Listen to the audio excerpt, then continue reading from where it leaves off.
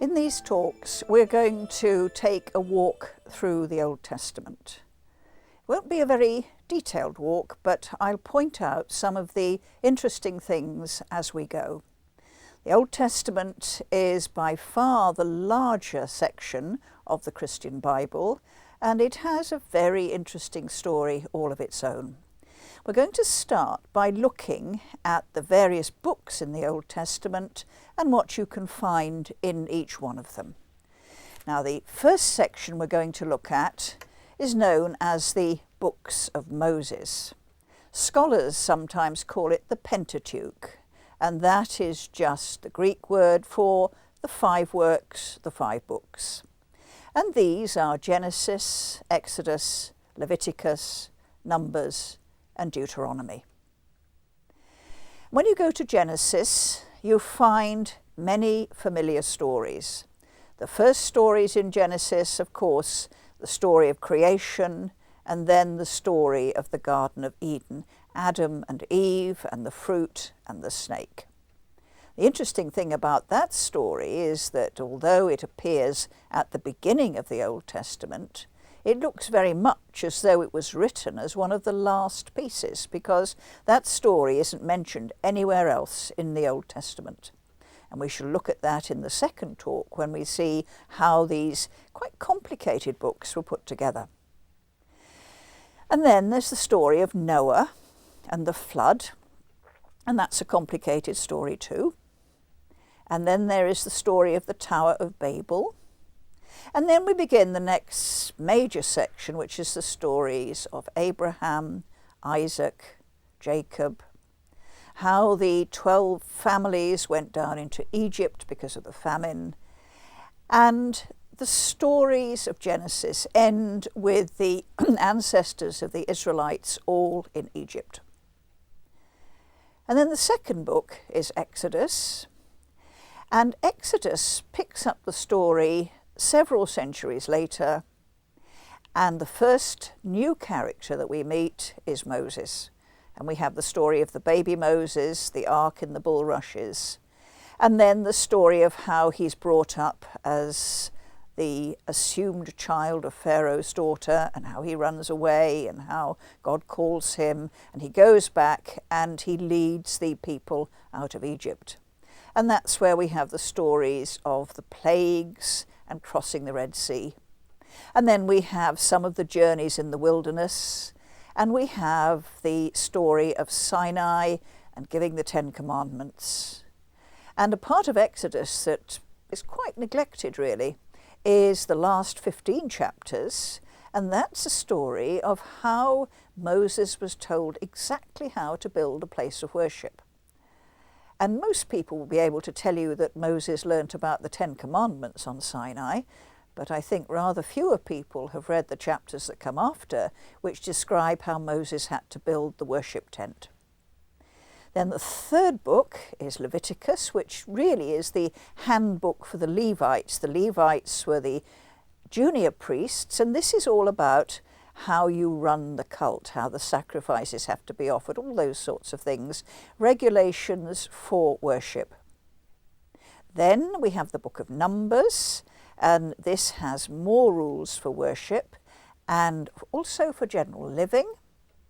And it has the stories of the manna, the stories of the spies going into Canaan, the story of Balaam's ass that spoke, and then it ends with Joshua taking over from Moses, the story of how Joshua succeeds Moses.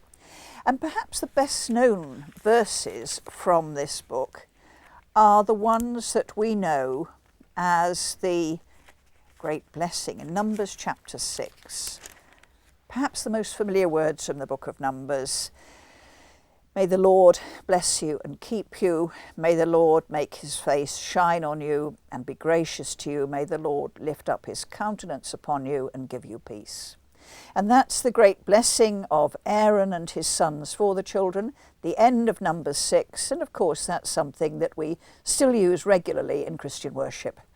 Then Deuteronomy, the last of the books of Moses, is written in the style of Moses giving his people a final summing up of all the law that has been revealed to them before they finally enter Canaan. And it emphasises time and again that they must only worship one God. And perhaps the most famous verses in Deuteronomy are Deuteronomy chapter 6, verse 4 following, which we sometimes think of as the Jewish creed. Hear, O Israel, the Lord our God is one Lord, and you shall love the Lord your God with all your heart, with all your soul, and with all your might. And of course Jesus quotes that, he adds to it, but he quotes it, and so again that's familiar to Christians. Then the next group of books in the Old Testament are histories written in the style of Deuteronomy. The book of Deuteronomy has a very characteristic way of expressing things, a great emphasis on the Lord who brought you out of the land of Egypt and so forth. And we, as Old Testament students, call them the Deuteronomic histories, which is a bit of a mouthful. Jewish people would call these books the former prophets, because the prophets play a big part in these books, and so their name comes to be the former prophets. And the first of them is Joshua, the book of Joshua, and this is the story of how they conquered Canaan, the famous story of the Battle of Jericho, and the story of how the land is divided up. Then we have the book of Judges, and that's the story of how their hold on the land was consolidated. And this is where we have the stories of Deborah, the great fierce leader who fought against the kings of Canaan. We have the story of Gideon. We have the story of Jephthah, who sacrificed his daughter. And we have the story of Samson, all very well-known stories, all part of the book of Judges. Then we move into a block of histories, the first and second books of Samuel and the first and second books of Kings. Samuel is about Samuel, as you would expect, then about Saul and all the controversy there was over having a king in Israel, whether this was in fact the will of the Lord or not. And Samuel, in the end, is told by the Lord that the people of Israel can have a king, but there's a dire warning that the kings will be very much a mixed blessing. And then we have the story of the rise of David, David the shepherd boy, who is going to become the next great king, and the story of David runs through the rest of the books of Samuel. 1 and 2 Kings begins with the court intrigue of how Solomon, of David's many sons, how Solomon and his very powerful mother Bathsheba plotted, and eventually he became the king. And then we have the account, one of the accounts, of how the temple was built. And this is a very important account. There's a lot of details in it, but there's also a suspicion that because of the Deuteronomist's special interests, quite a lot of the details of the temple were actually left out. And so we have to do a bit of guessing here to try and find out what was left out of these accounts and why. And then after the story of the temple, we have the story of the kings of Jerusalem, and then also the kings of the northern kingdom, until Samaria first and then Jerusalem are destroyed. And this is the story of how, in the time of Solomon's son, the 10 tribes of the north decided that they no longer wanted to be ruled by the kings of Jerusalem, and so there was the beginning of another monarchy in the north. They eventually made their capital city in Samaria, and so for most of the books of Kings, we have the stories of the kingdom of the north and the kingdom of the south, and they run in parallel, and it's quite difficult sometimes to work out the dates of the kings because they're all dated in relation to each other. It's a little bit complicated, but we have the story that runs through, and then finally we have the destruction of Samaria, destroyed by the Assyrians. This is in the time of Isaiah. And then in 597 and then in 586 BC, we have the story of the destruction of Jerusalem. And so these Deuteronomic histories tell us what is in effect the history of the two kingdoms. But there's another group of histories, and these are not so much read. And this is a great pity, because these are histories written in the style of a temple chronicler. And we call these 1st and 2nd Chronicles, and then going with them, the books of Ezra and Nehemiah. Now, 1 and 2 Chronicles has a rather different perspective on the history of Jerusalem, and it has a lot more detail about the temple. And you immediately get the sense from these books that the chronicler is filling in things that the other historian chose to leave out. And this is a warning that when we read the history books in the Old Testament, they're not comprehensive histories. They are two historians, or perhaps two groups of historians, and each group has an agenda, and if we're aware of that agenda, we know that we can't look for details in those books that the writer had no intention of including. And so you have the histories in the style of a temple chronicler, and these emphasize the temple. The chronicler doesn't tell us about the northern kingdom, that's not his interest. He doesn't tell us any of the scandals about the kings in Jerusalem, so you won't find the story of David and Bathsheba in Chronicles. But what you will find is a lot of extra details about the building of the temple.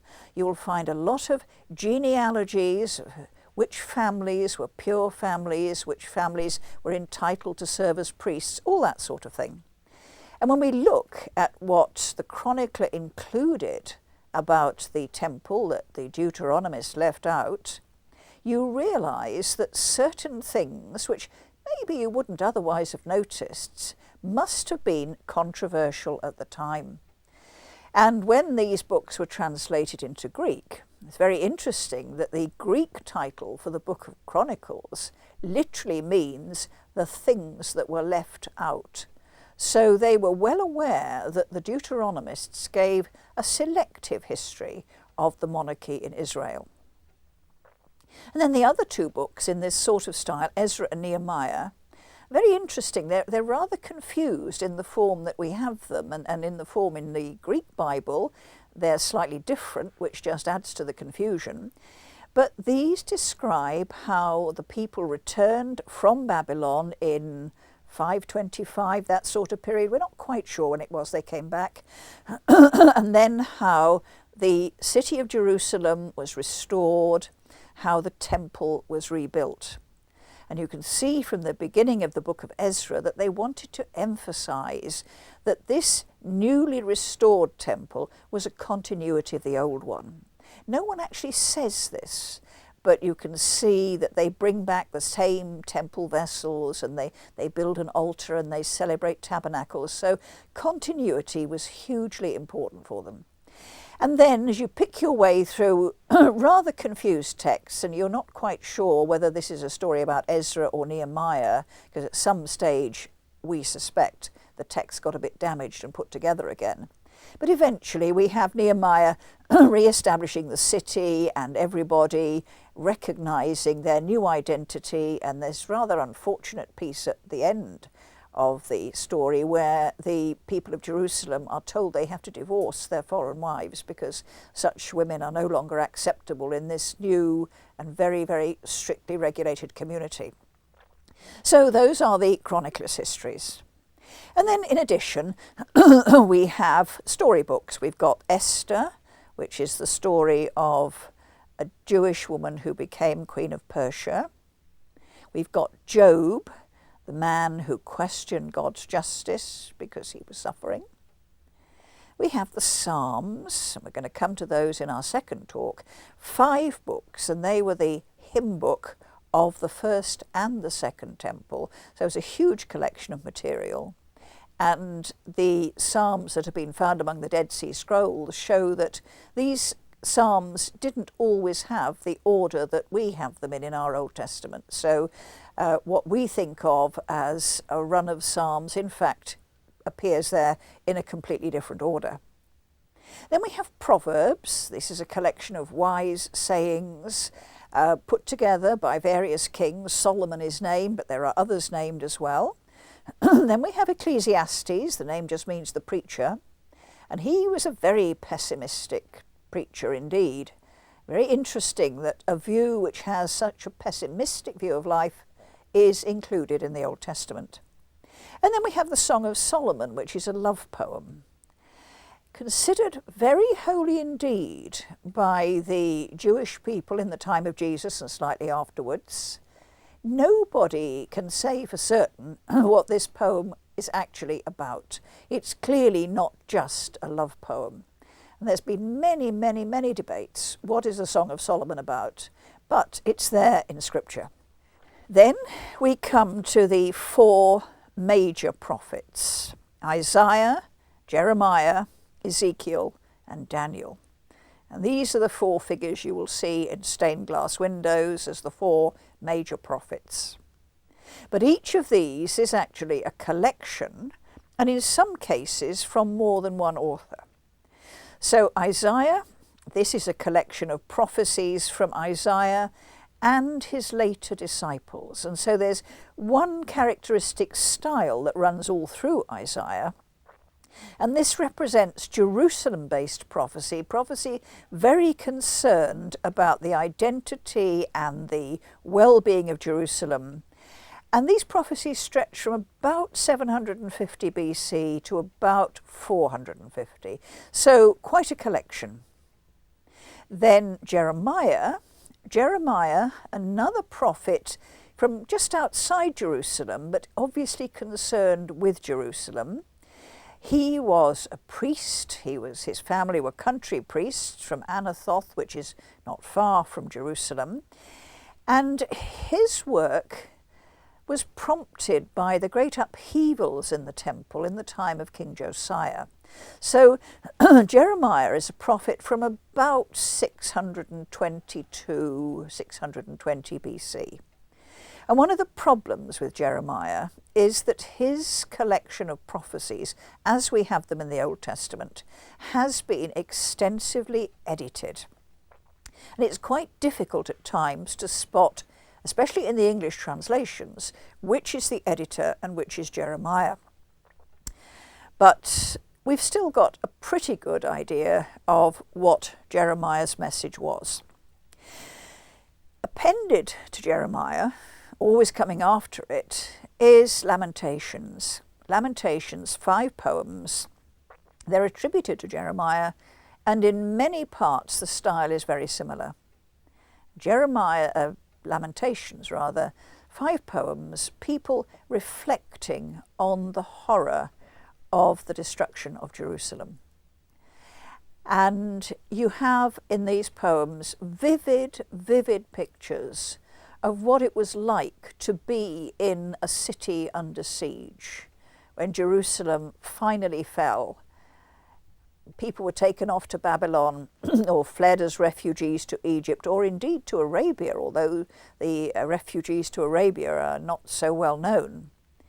And Lamentations gives us a glimpse of what they had suffered. Now, Ezekiel is a prophet from about the same period as Jeremiah. Ezekiel was a temple priest, not a country priest like Jeremiah. Ezekiel was a temple priest. And in his book we have some very, very strange examples of a temple priest's visions. And it's in Ezekiel's book that we have those visions of the chariot leaving the temple, wheels within wheels, and all those extraordinary descriptions of heavenly creatures and a burning throne. And most interesting of all, at the end of Ezekiel chapter 1, we have his attempt to describe what the Lord looked like. Now, this is very odd indeed in a tradition that we think of as having no images and no pictures or statues of God. And Ezekiel attempts, and the language is very confused, but he does attempt to describe the glory of God. And he sees a human figure. And Ezekiel sees the throne of God leaving the polluted temple in Jerusalem and going to Babylon, because that is where so many of the refugees, the exiles from Jerusalem, had gone. And Ezekiel also has the famous prophecy of the dry bones, when he sees all the bones rattling and coming together. And then the last chapters of the book, very, very important picture, he has a vision of how the temple will be rebuilt. Quite detailed. He has a detailed vision. He has an angel to guide him round, and the angel shows him all the measurements of the temple. And the measurements of the temple were very, very important, because if you got those right, it was a sign of obedience. They symbolized the mysteries of heaven. And so you got your measurements right, and that was a sign that you were in tune with what God had prescribed for heaven and earth. And Ezekiel's temple had a very important role to play in later Christian history, because when the Emperor Justinian in the 6th century AD decided to build a Christian version of the temple in Jerusalem, as far as we can see, he took his plans, or his architects took their plans, from Ezekiel's description of what the restored temple had to be like. And Justinian's temple, his great Christian church, is known as the Nea. Archaeologists have found bits of it, so we've got an idea of how big it was and what it was made of.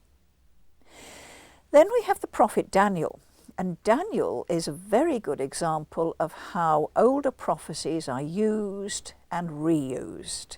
It's a collection of prophecies. They are set in the exile, and so we have pictures of Daniel as a wise man in the courts over there, functioning as a wise man.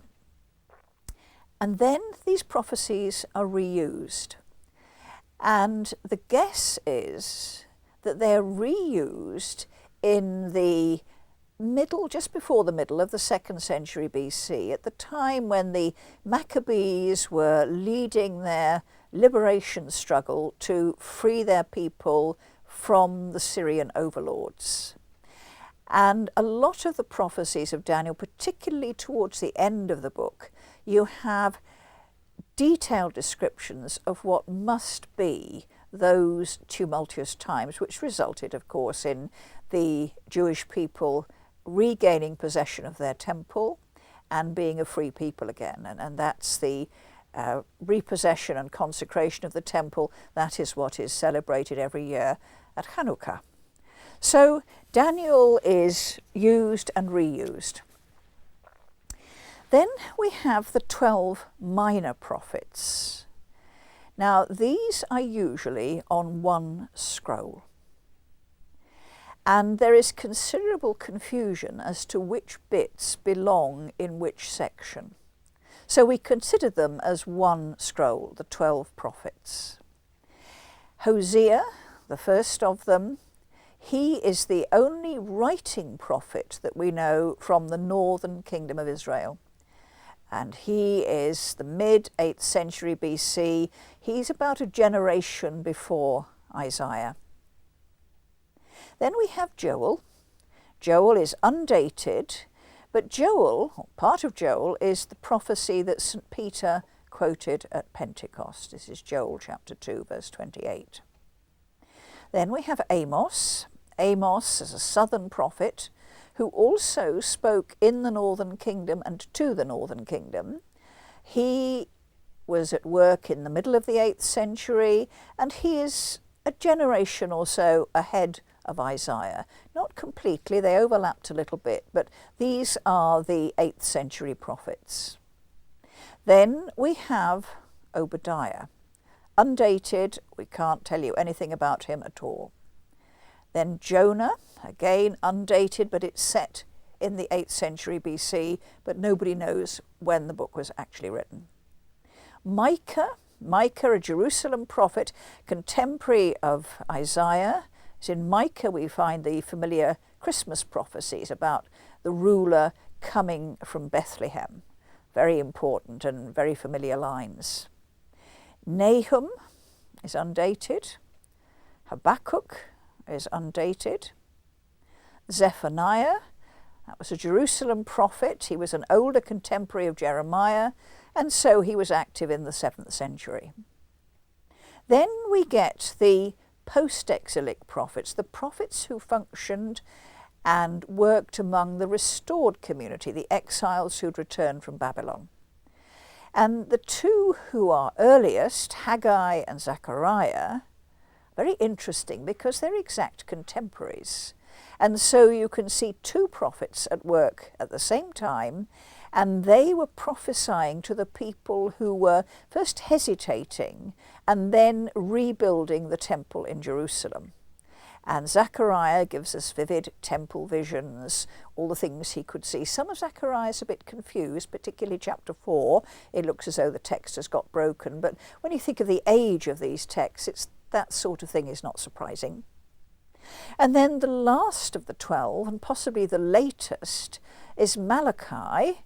And that's clearly a pseudonym, because that name, Malachi, it just means my angel, my messenger. Probably the late 5th century BC, again we can't be very sure, the last of the biblical prophets. What is so vivid about Malachi is the way he condemns the corrupt priests of his time. And there's a prophecy in the 1st chapter that the time will come when a pure cereal offering, a pure bread offering, will be offered all over the world. And that was a prophecy that the Christians took up, and they used this prophecy as a foreshadowing, if you like, of the Eucharist. So that's just a list of the books of the Old Testament and what you can actually find in them.